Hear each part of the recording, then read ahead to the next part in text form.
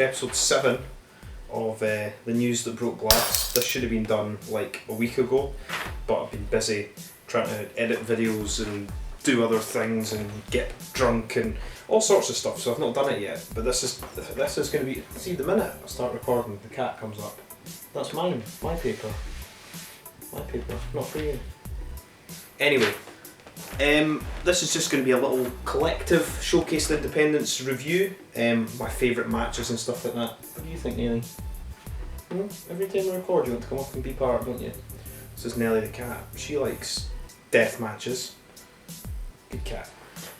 But would like to say as well, thanks for all the love and support I've got on the last few videos, especially GCW's Spring Break, the little music video thing. Little, it was like half an hour long thing I did.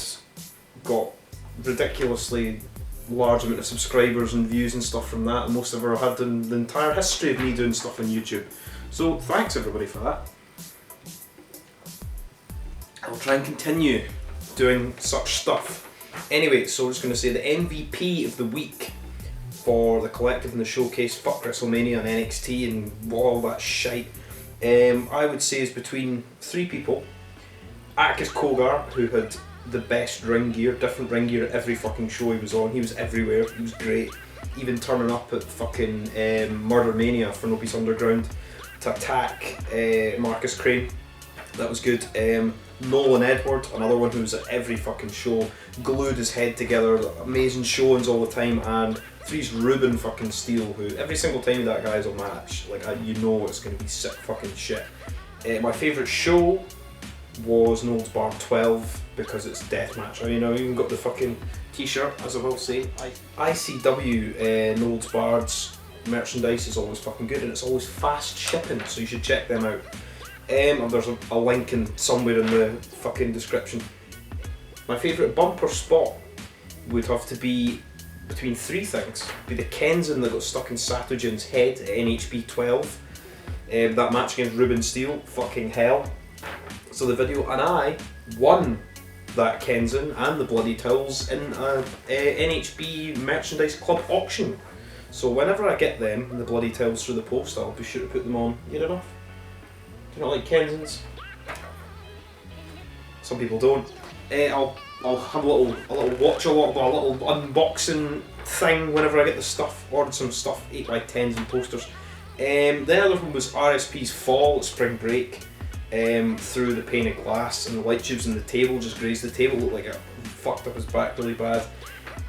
Also Alex Cologne's fall at Planet Death through like a pane of glass and a thing like a cage, sort of, not a cage, it was kind of like a chain set up, like a sort of elimination chamber, like cage wall thing underneath it. That was fucking sick. Also honourable mention to Matthew Justice's big jump at Planet Death, which I think that possibly put Pondo on the shelf for 12 months.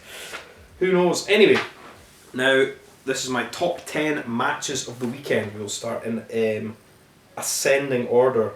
So, number 10, Akis versus Masada at Spring Break. That match was really good. I was just expecting light tubes, but that's just because I'm a mark for light tubes. I like the skewers, I like the different skewers. Akis' ring gear was cool, the match was good, and I'm glad Masada put him over, which is what needed to fucking happen.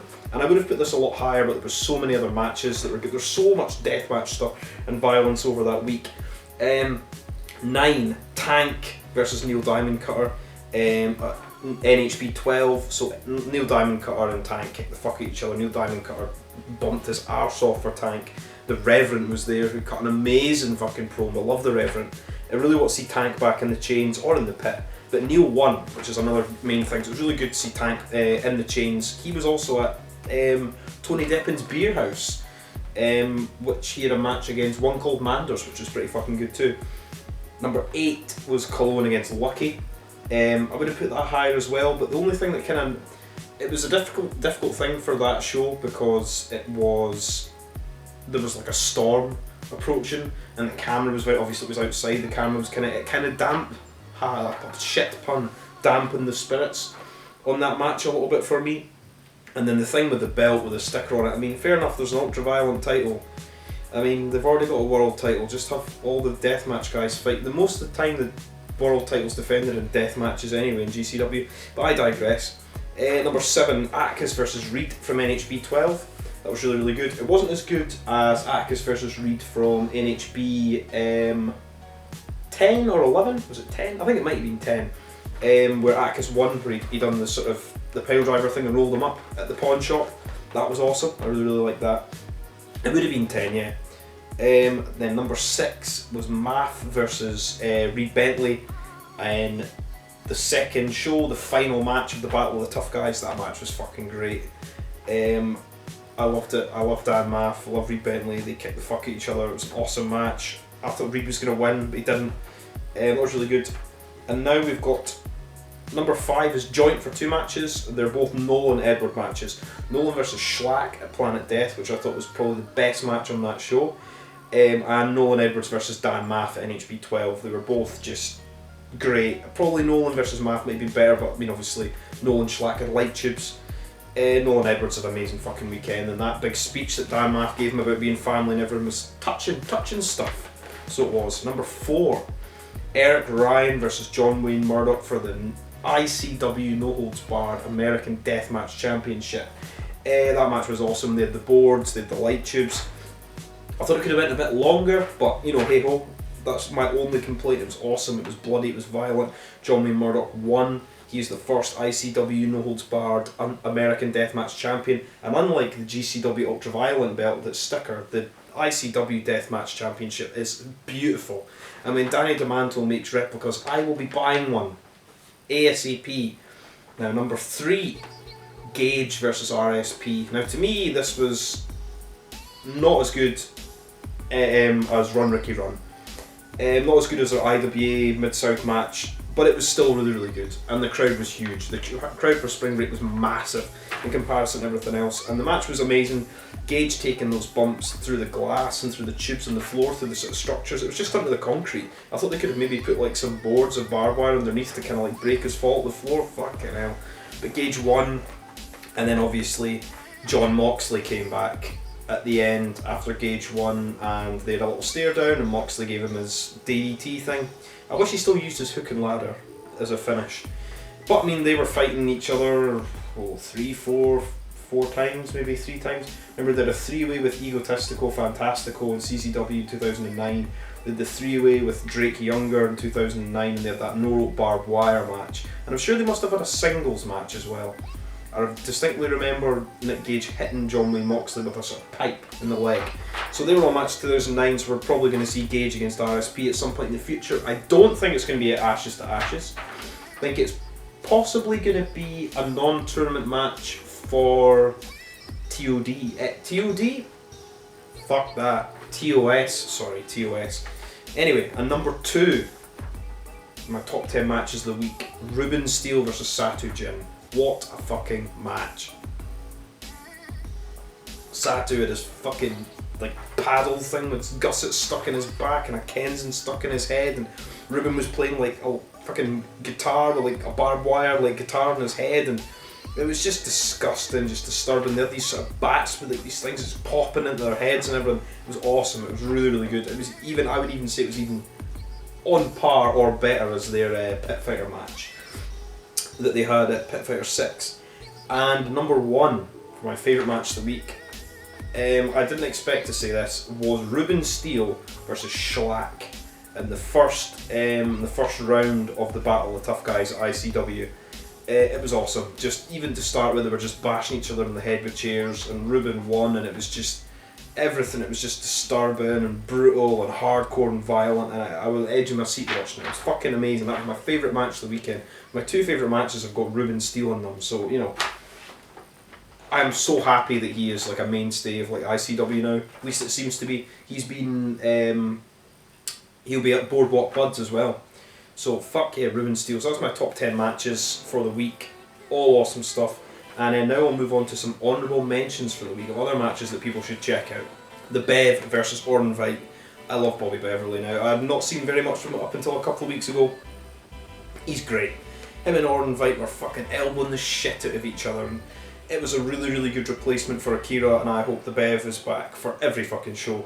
He is an asset to any company he's in, and he's an asset for 440. Pondo versus Justice, which I mentioned before.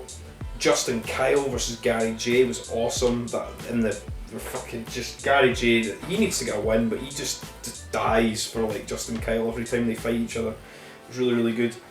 Bruce Santee versus Dan Maff was another fucking awesome match. Like Dan Maff won. I thought Bruce Santee was going to win. I thought they were going to do Bruce Santee against Justin Kyle again, but they didn't. They hold off for another one. Masada versus Alex Colon at No Peace Underground, Shallow Graves, which was awesome. I really like the setup of the venue for that. It was just the way, I assume it was like inside the Cuban Club, I can't even remember. It was mildly intoxicating when I watched that show.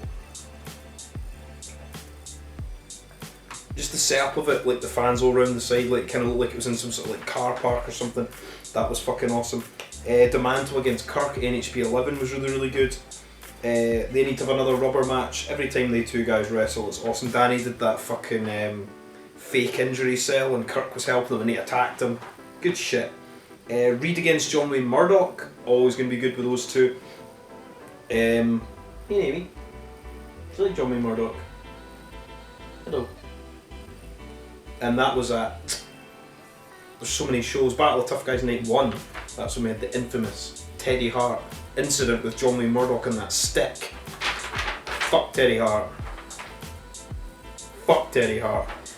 And more honourable mentions, got the 5-way at Murder Mania, which was great, so let me try and remember them all off the top of my head. Lucky, Shane Mercer, Jake Christ, Gary J, and Neil Diamondcar. Here we go. Let you write that down. All of Tony Deppin's Beer House was good. It's fucking...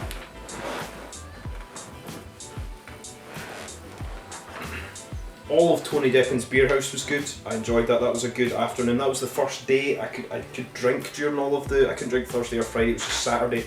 So I watched Tony Deppin's Beer House and had a couple of beers in the afternoon. What would have been 5 PM here in the UK. That was good. All of it. Love Tony Deppin. Nolan versus Jake Christ from NHB 11. Marcus Crane coming back versus Kit fucking Osborne in the opener of Planet Death. Marcus Crane taking light tube shots. I mean, the match is only about a minute and a half, but Marcus Crane's wrestling. He's taking light tube shots. It's fucking crazy shit. Joey Janela versus Chris Dickinson was another match. Not so much deathmatchy, but very, very violent. Dickinson was bleeding a lot. Lots of nasty like power bombs and chair shots and stuff. And finally, for honourable mentions, Eric Ryan versus Masada from Planet Death. I thought that match could have been better, but it was good for what it was. So just the main other points to talk about is just the two belts. There's two deathmatch belts for the two main deathmatch companies really in America, and one of them looks amazing and I'm going to buy a replica of one of them, and one of them had a sticker on it. So it almost seems like there's been information leaked from NHB because GCW just kind of pulled out the hat. I mean, and it seems like they've just because they've done it so last minute because it had a sticker on it. That's the only reason I can think of that. Other than for like, NHB title looks amazing, the GCW title looks like it's got a sticker on it, like it looked like when Impact Wrestling or Global fucking Wrestling, like they had the belts but they had stickers on them, and yeah.